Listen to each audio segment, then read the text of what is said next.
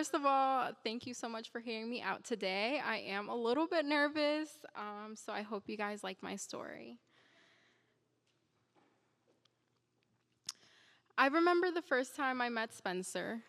Back then, life felt like a car skiing off the road, and I wasn't even in the driver's seat.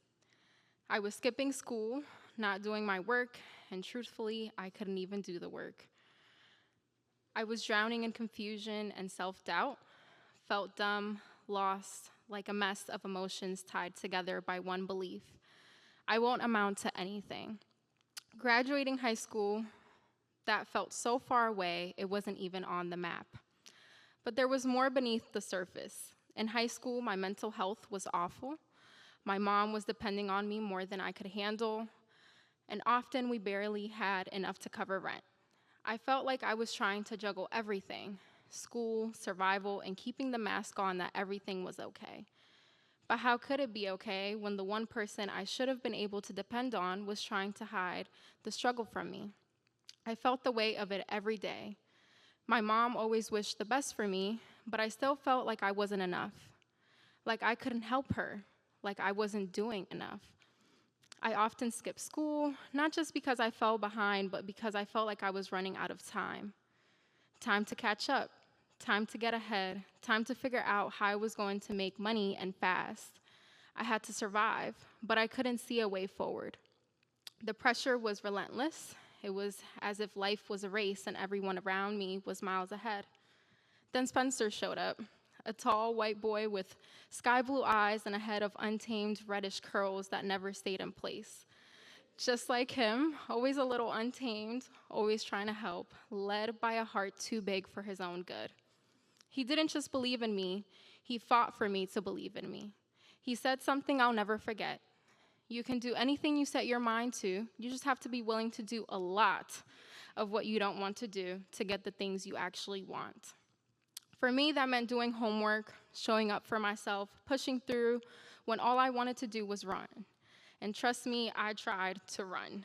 But every morning, there Spencer was, waiting outside my house, patient, consistent, sometimes waiting 5, 10 minutes just for me to open the door. And over time, something shifted. It hit me. I'm not getting rid of this dude, am I? And thank God for that. The more I showed up, the more I started taking the wheel. Slowly, I stopped letting life happen to me and started deciding where I wanted to go. I even asked Spencer to teach me how to drive.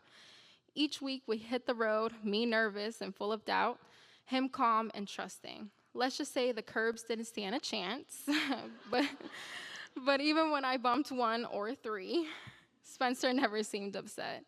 He would just say, "It's okay, you're learning." And that's what it was: learning, growing, not just how to drive a car, but how to drive my life. I remember one day, just after my high school graduation, we were practicing parking. That day should have been full of joy. Spencer had even come to cheer me on that day. But inside, I was heavy. My mom wasn't there. She was in my home country taking care of some business. And I pretended it didn't bother me. But after the fourth failed parking attempt, Spencer looked at me and said, "Are you sure you're okay?" I broke, told him the truth, that it hurt, that even though people showed up for me, I still wish he had been there. And you know what he did? He just hugged me, let me cry. No fixing, no judgment, just presence. Moments like that, they're what built my drive. They reminded me I wasn't alone, even when life felt like it. And since then, I've done things I've never thought I could.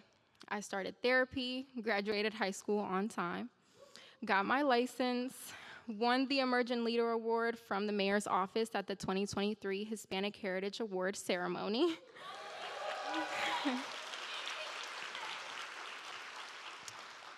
Just as previously mentioned, I do almost all of Thread staff nails.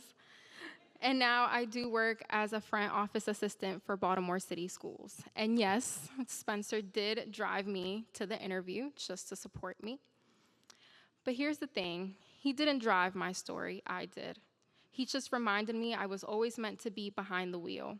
At first, I wondered how I could ever repay him. I've dragged him through emotional storms, chaos, impulsive detours, but somewhere along the way, I realized maybe I gave something back too. Maybe I brought some color, some adventure into his life. We've been to 20 diners, tried weird food, shared deep talks, and dumb jokes. And today, I know this for sure. I'm no longer the passenger, I'm the driver of my own story. Because of Spencer, yes, but mostly because I finally believed I could be. And that's what I would like to leave you here today.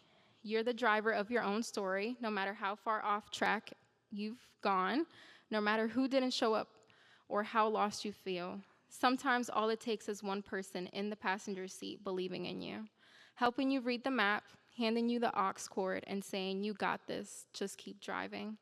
Connections like the ones in this room are powerful. It's not about how close we're sitting next to each other, it's about how deeply we care of one another. Sometimes all it takes is someone being there, whether they say everything or nothing at all, to change a life. Thank you.